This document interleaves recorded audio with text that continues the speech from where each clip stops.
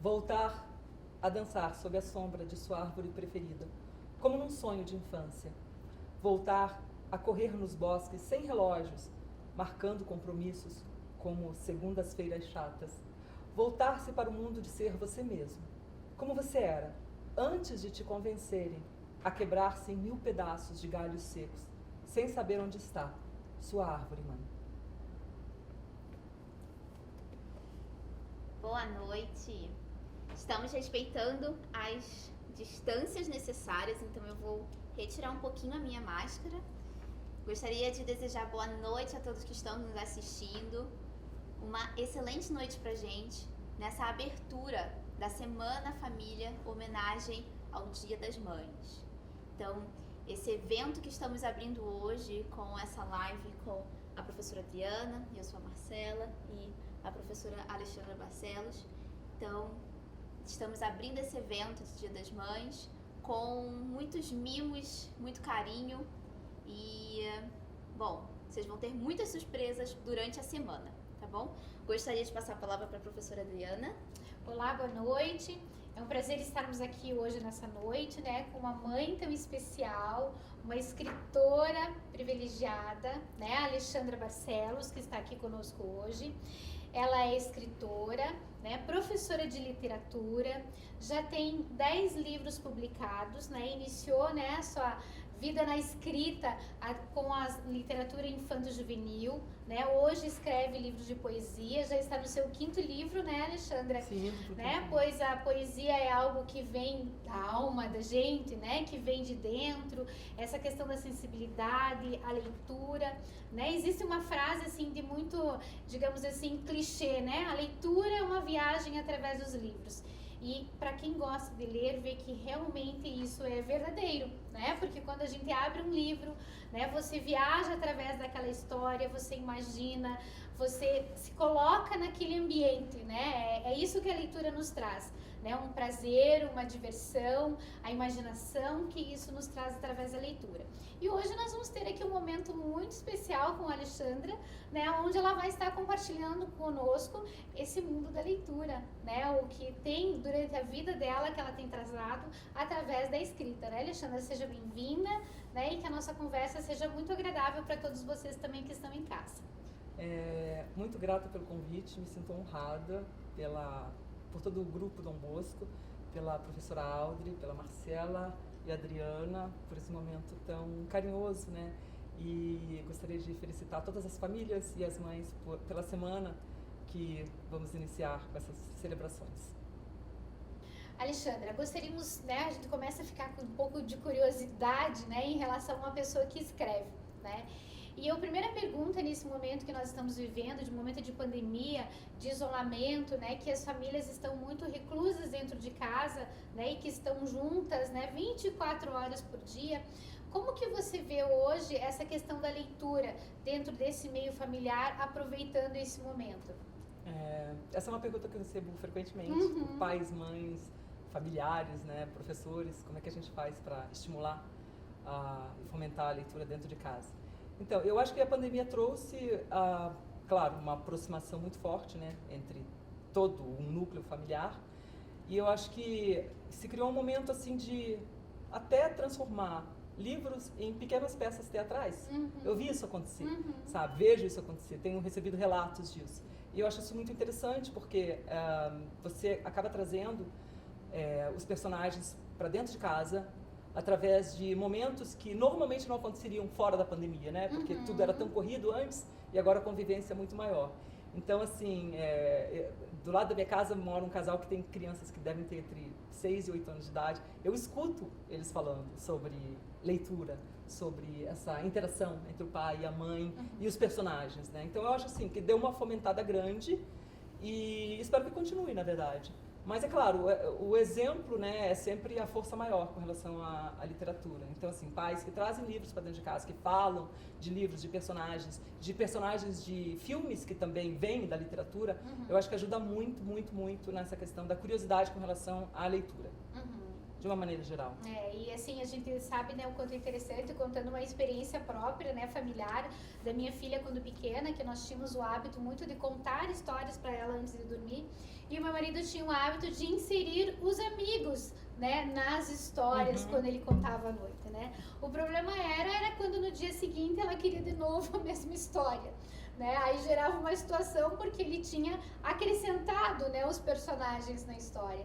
Então isso são relatos que a gente tem, né, afetivos em relação à minha filha, em relação à leitura, né? Essa importância do afeto que se cria, o vínculo que se cria. Sim, durante uma fase da infância as crianças realmente querem que a gente repita, né, as fábulas, as histórias, porque elas se identificam com o final prazeroso, digamos assim. E é uma coisa muito interessante, muito estudada, inclusive, pela psicologia infantil, né? Então, mas de qualquer maneira, é uma maneira de você arrematar, né? De você fomentar esse leitor provável durante a sua adolescência e na vida adulta também, que é uma pergunta recorrente dos pais. Como é que eu faço para o meu filho continuar lendo, né? Se tornar um leitor adulto? É exposição, na verdade. Quanto mais exposição, mais ele vai poder escolher o que ele gosta de ler e se tornar até um leitor crítico, né? Isso aqui não é que eu gosto tanto e de repente, né, vai ter um estilo de leitura que é diferente talvez dos seus pais, mas o que importa é que você está lendo, né? Sim. Isso que é importante. Isso. Alexandra, você comentou sobre filme. E aí a gente tem assim, uma diversidade de programas dentro de casa que a televisão ou a internet nos proporciona, como a Netflix, peças teatrais, filmes, canais, enfim.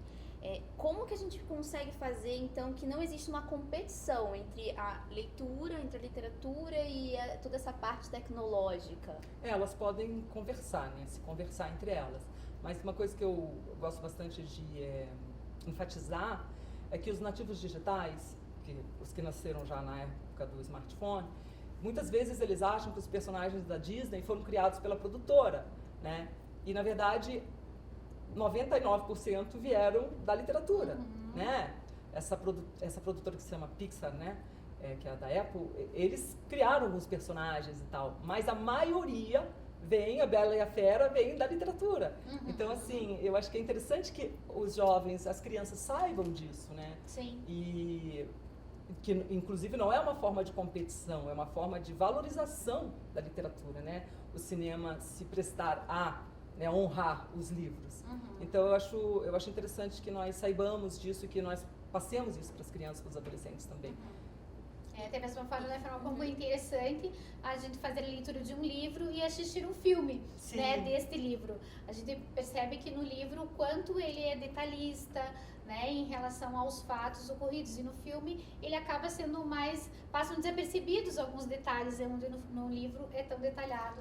É gostoso de fazer a leitura, né? E dá essa oportunidade para criança e adolescente, né? De assistir ao filme, comparar com o livro. Isso pode até ser uma atividade para ser feita em casa, né? Então, assim, vamos assistir todos juntos em família o filme.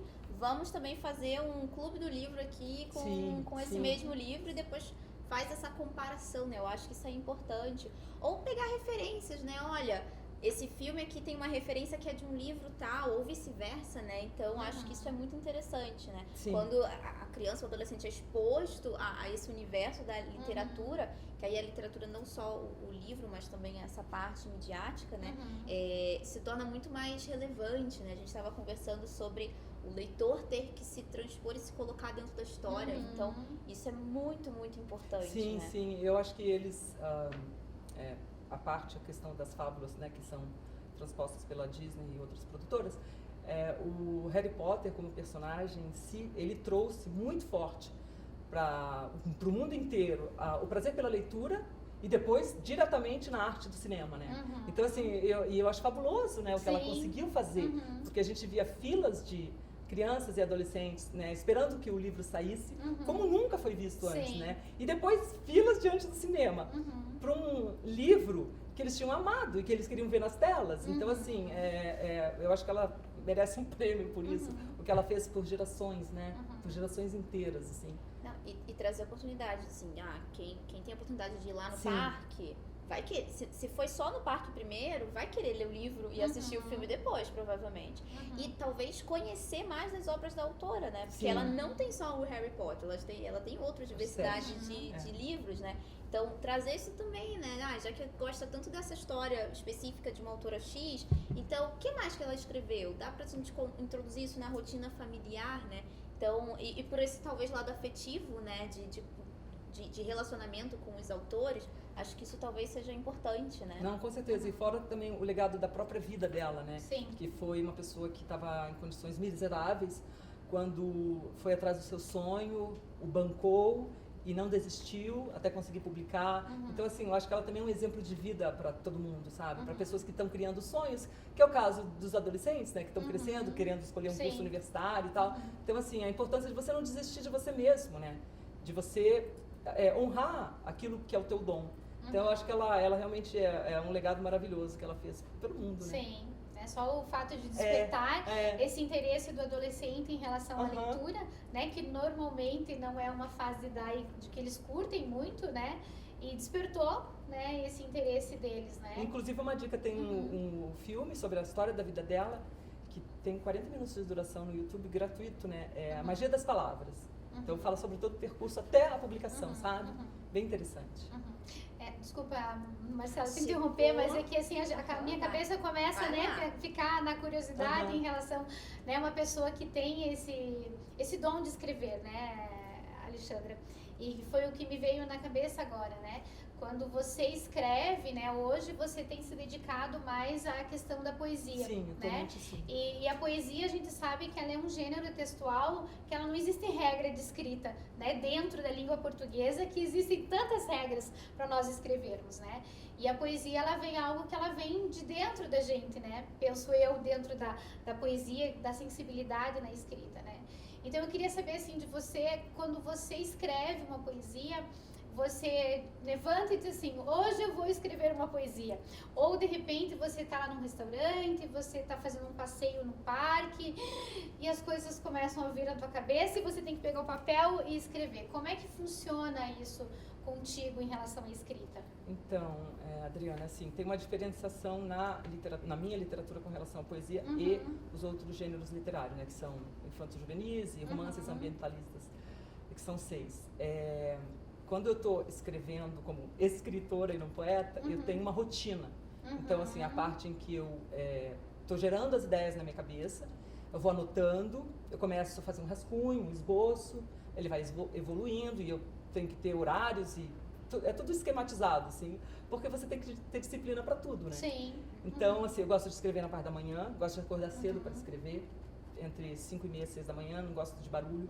Isso em se tratando de narrativa, quando eu estou criando um texto que vai ser um romance ou um livro infanto-juvenil. Já na poesia, não tem essa regra. Ela é desregrada por si mesma. Então, assim, é como você falou, eu ando com caderninhos na minha bolsa, eu tenho o notes do celular também, que eventualmente se eu não consigo... Eu gosto muito de escrever poesia à mão, primeiramente, mas se não tiver a caneta e o papel, vai pro celular.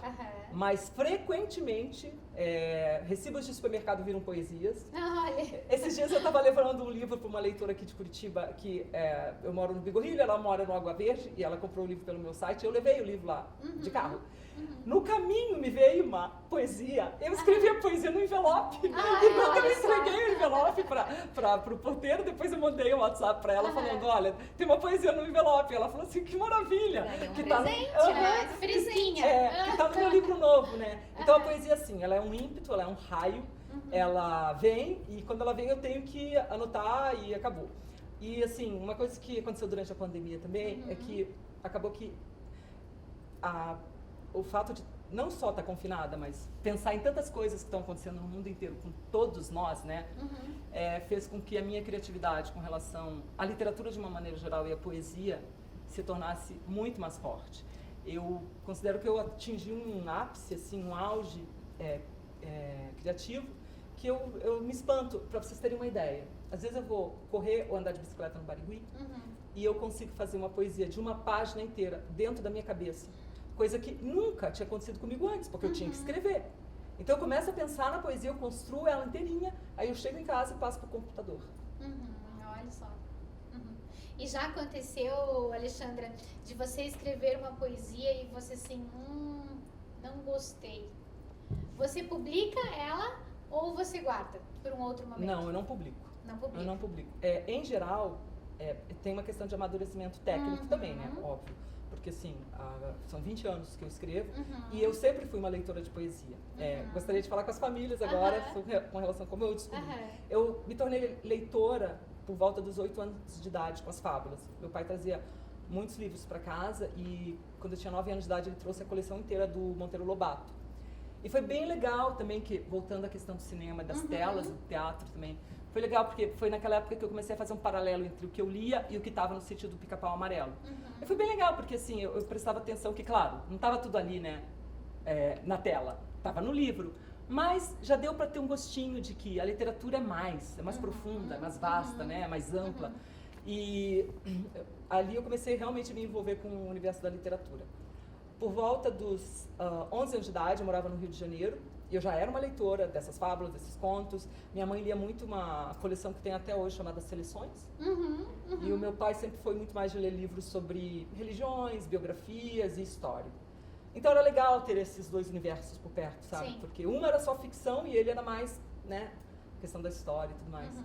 Então nós fomos morar numa casa que tinha uma caixa no quarto que eu fui dormir, e dentro dessa caixa tinham livros e revistas e um caderno de poesia anônimo, que eu acho que era do dono, né, da pessoa que morava nessa casa. Sim. E quando eu comecei a ler a primeira página, que era poesia, eu senti algo que eu nunca tinha sentido nas outras leituras. E foi essa sensação que me deixou, que me tornou poeta e que fez que eu caminhasse esse caminho da literatura até hoje, sabe? Sim. E foi muito legal, assim, porque é algo que me move até hoje, e foi assim que eu descobri a poesia. Que joia. Muito obrigada. Muito bom. Queria convidar as pessoas que estão em casa para mandar perguntas, que a gente vai responder aqui essas perguntas, ok? Então isso é muito importante. Vamos falar um pouquinho mais sobre as suas poesias, então. Eu sei que você tem uma específica sobre o seu filho. Sim. Você nos fala um pouquinho mais sobre ela? Eu vou falar sobre essa poesia, vou recitá-la, inclusive, mas eu queria só falar um pouquinho sobre a questão da literatura infantil juvenil. Claro.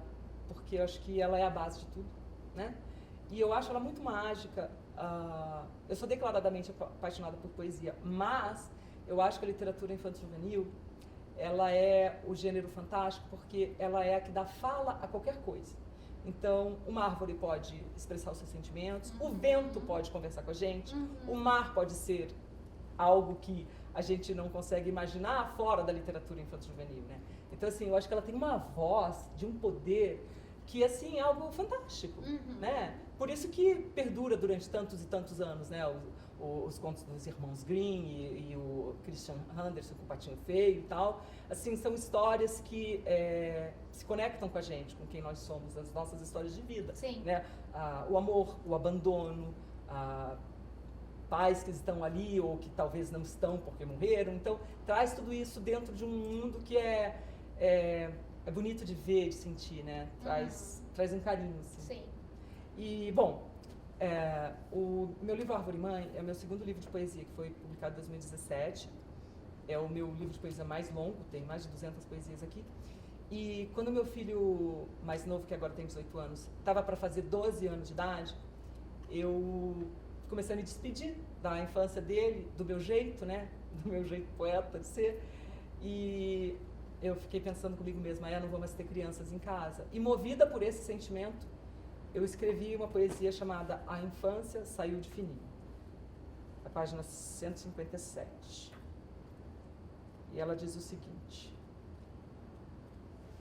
a infância não se senta mais à minha mesa.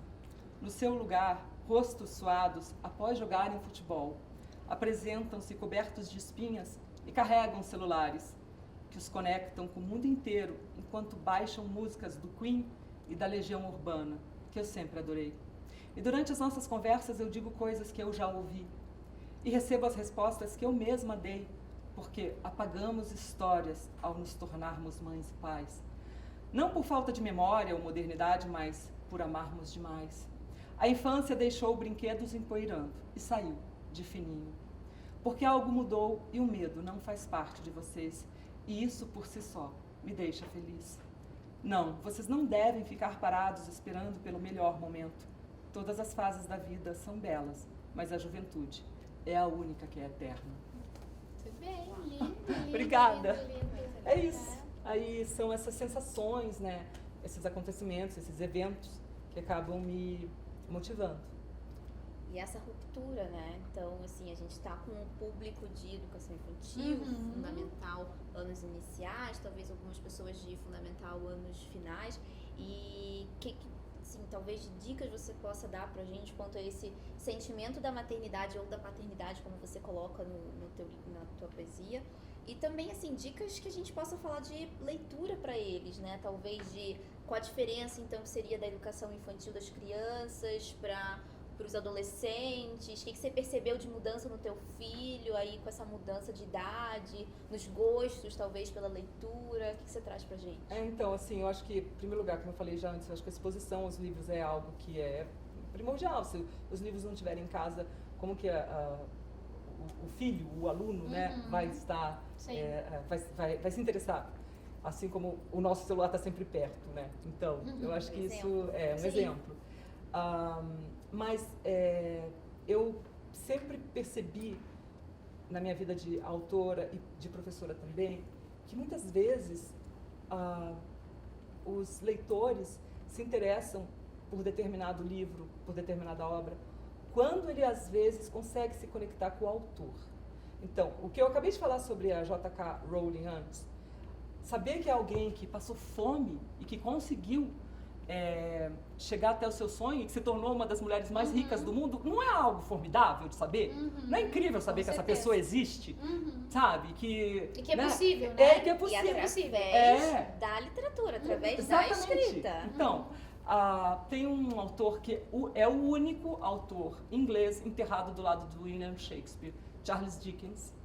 Foi uma criança que começou a trabalhar com 10 anos de idade, porque o pai dele foi preso, a família inteira foi para a cadeia, e ele estava trabalhando naquela época. Ele trabalhava numa fábrica. E ele ficou trabalhando, sozinho, morando na fábrica, dormia na fábrica, né? Porque a família estava na cadeia, porque o pai dele não conseguia pagar as suas dívidas.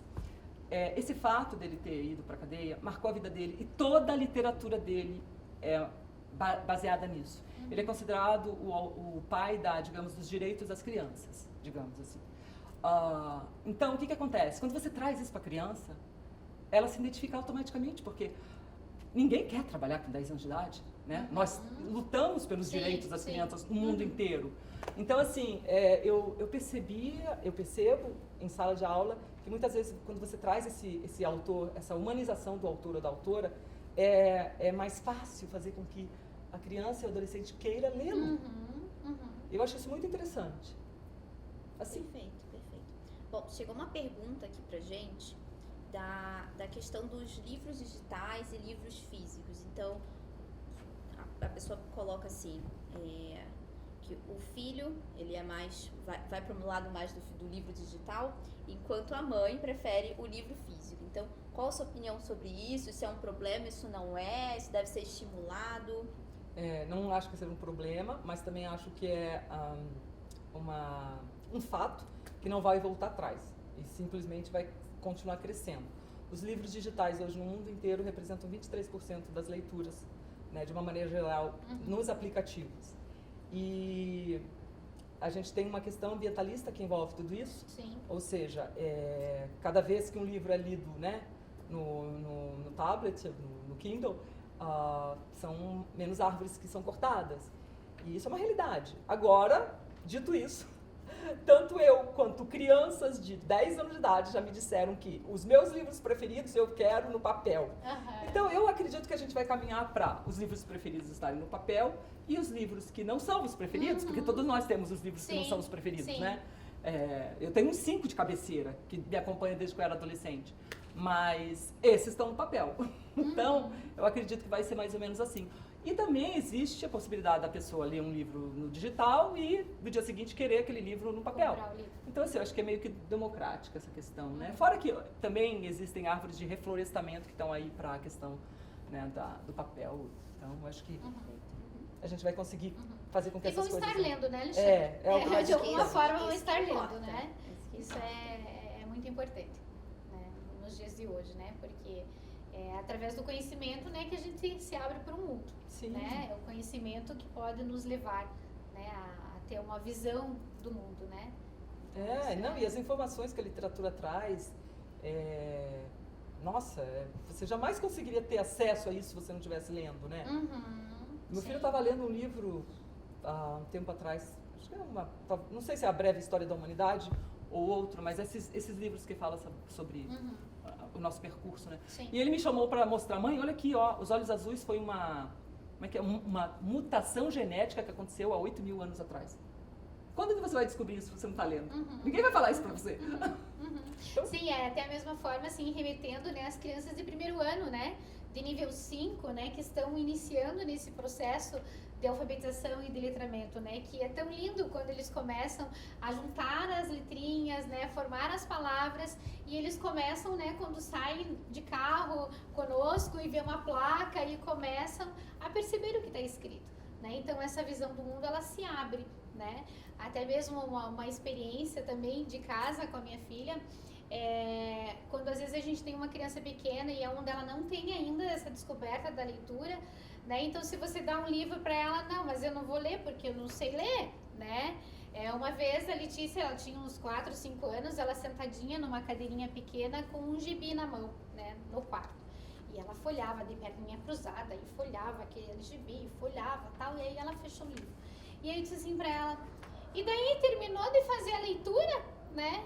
Aí ela olhou assim pra mim, mas eu não sei ler, né? Aí eu falei assim, claro que sabe ler, né? Aí eu voltei com ela, né? Com as imagens, né? Porque era uma história em quadrinhos, tinha várias imagens. E aí eu fui com ela, né? Falei, o que que tem aqui? Ah, tá o Cebolinha assim, tá a Mônica assado, né? Eu falei, então, é o que tá escrito aqui, né? Então acho que às vezes a gente, como pais, a gente às vezes não se percebe dessa leitura, né? Que a criança já está fazendo uma leitura, né? Sim, Quando através das ilustrações, isso, né? das ilustrações. Teve uma outra situação também, onde ela também não... Aliás, nessa era a questão do idioma, né? A gente tinha ido visitar o meu cunhado, que morava em Munique, né? E ela ganhou um livrinho no Mac Lanche Feliz lá, né? E, obviamente, a escrita era em alemão, né? Aí eu falei, vamos ler o livro, né? Aí também ficamos naquela história, estava em alemão, a gente não sabia falar. E eu falei, mas vamos olhar as imagens, né? E aí ela foi relatando para mim o que é. Eu falei, então agora vamos chamar o tio Renato e vamos perguntar para ele, né? Se a gente fez a nossa leitura. E foi exatamente o que nós identificamos através das imagens, né? Então eu acho assim que até uma dica, né, para as famílias que têm crianças pequenas, né, que às vezes também existem livros que não têm a escrita, né, que é a linguagem não verbal, Sim, né, que a gente costuma dizer, que é só através da leitura de imagens. Isso também já é um início, já é um despertar para a leitura, né? Com certeza, não, você falou algo bem legal, porque eu sou apaixonada pelo trabalho dos ilustradores e desenhistas, assim. Eu acho que eles são, meu Deus, muito criativos e é como você falou, às vezes nem tem texto mesmo e eles já estão contando uma história, né? E emociona tanto quanto você está lendo, né? Mas de qualquer maneira é uma ponte, porque quando você se interessa pelas ilustrações, quando você se interessa pelas cores ali que estão ali, você já está indo no caminho da literatura, né? E uma outra coisa que eu queria falar, assim, que eu acho super importante com relação ao lugar onde a gente vive, que é Curitiba, é que aqui nós temos grandes nomes, né, de poetas e escritores. A primeira vez que eu entrei no shopping Pátio Batel, eu fiquei deslumbrada com os dizeres dos poetas que estão por todos os andares. Eu nunca vi isso em nenhum shopping do mundo.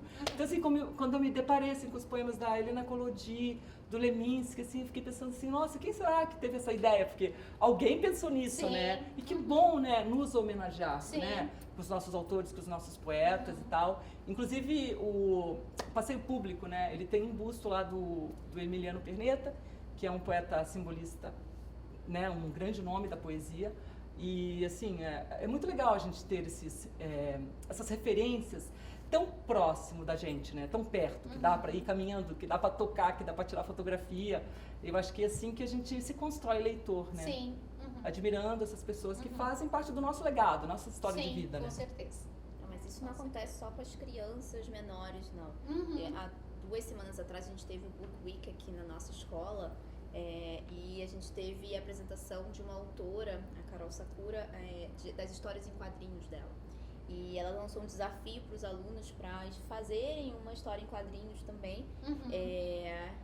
E o foco não era tanto no desenho, porque eles não são ilustradores, enfim, era na construção da história e tudo mais. Então a gente estava achando eu estava achando que a gente teria mais histórias com desenhos mais simples e o preenchimento do quadrinho com a escrita mais assim robusta. E eles fizeram justamente o contrário. Eu achei isso sensacional. Então a aluna que ganhou esse desafio, a aluna Mayumi, ela fez um quadrinho onde o personagem falava numa outra língua, que ele era um extraterrestre, então ele falava numa outra língua, com um símbolozinho, então a gente não sabia. Tinha referência ali, meio que a tradução do que ele estava falando, mas você conseguia entender a história mais pelos desenhos. Então, assim, por mais que a gente não tenha cativado eles pela palavra em si, mas a leitura de mundo deles, a leitura do desenho. E ela não foi a única que fez isso. A gente teve os 3 alunos da turma que foi para esse lado também. Então, o envolvimento deles, né? Eles viram a oportunidade de história em quadrinho, vou fazer o quadrinho, o desenho, a ilustração. E esse pode ser o primeiro passo para um desenvolver maior deles. E, bom, foi uma semana inteira que a gente falou sobre diversos gêneros textuais. E bom, esse foi uma das questões assim, que me remeteu, não apenas pela criança pequena, mas o adolescente também, né? Eu tô falando de 7º ano, do Grade 7. Então, eles já estão ali na faixa dos 12 anos, mais ou menos. Não, e esse estímulo à criatividade, né? É algo mágico, né?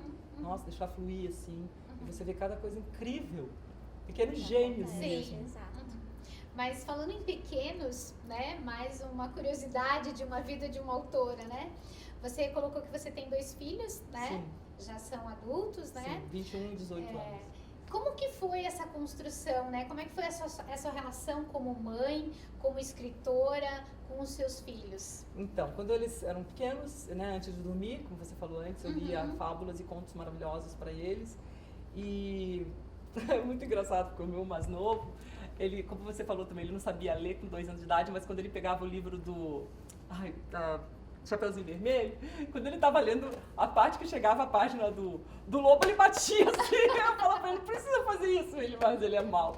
Eu achava aquilo tão engraçado, mas é como a gente está falando, é a construção, né, desse leitor através desses contos todos. Bom, daí eles foram crescendo, estudavam, iam para a escola, tinham as leituras obrigatórias, os livros que eu sempre trouxe para casa, sempre frequentando livrarias e bibliotecas, e também o Farol do Saber, né, que é uma biblioteca pública aqui de Curitiba. Então, assim, sempre os livros por perto, sempre muito, né. E eu nunca achava que eles liam o suficiente. Eu acho que essa é uma crítica de mãe, escritora e professora também, né? E eu me preocupava com isso, eu ficava pensando assim, meu Deus, será que não vão ser leitores como eu era, né? E assim, me preocupava muito. Mas, o que aconteceu? Quando eles chegaram por volta, o mais velho, né? Quando estava por volta dos 16 anos, começou a ler cada vez mais, e ler muito. E o mais novo a mesma coisa. Então, por isso que eu digo, eu uso o meu exemplo, a exposição. Ela é mais importante do que você querer insistir que ele leia. Porque talvez não é a leitura que ele quer, mas estar exposto aos livros, ver o teu exemplo e tal, vai fazer com que ele se torne um leitor. Porque eu acho que a escola faz um trabalho grandioso com relação a isso. Todas, particulares e públicas. Porque eu nunca escutei nenhuma professora falar, eu não gostaria que meus alunos lessem. Não, é o contrário, elas fazem de tudo. Sim. Elas trazem, né, elas, pelo amor de Deus... Buscam diversos recursos. Sim, exatamente. Né? Então, assim, eu acho que a gente está num bom caminho. Eu acho que com a ajuda da família a gente chega lá, sim. Que ótimo. Nossa, o papo tá muito bom, mas eu acho que a gente vai precisar começar a encerrar a nossa conversa. Então, eu vou deixar aqui um QR Code para quem tiver interesse de entrar no site da Alexandra, para adquirir os livros, para conversar. E acho que isso é muito importante, esse contato, né? E, bom, homenagear essa mãe também, que está nesse dia tão especial aqui com a gente. Muito obrigada pelo convite, Alexandra. Obrigada a você. Muito obrigada por estar aqui. Muito obrigada. E queria falar para vocês que esse aqui é a primeira live que a gente vai ter para abertura, então, dessa semana, que vai ser uma semana repleta de emoção, repleta de acontecimentos. Amanhã a gente tem uma nova live sobre dança.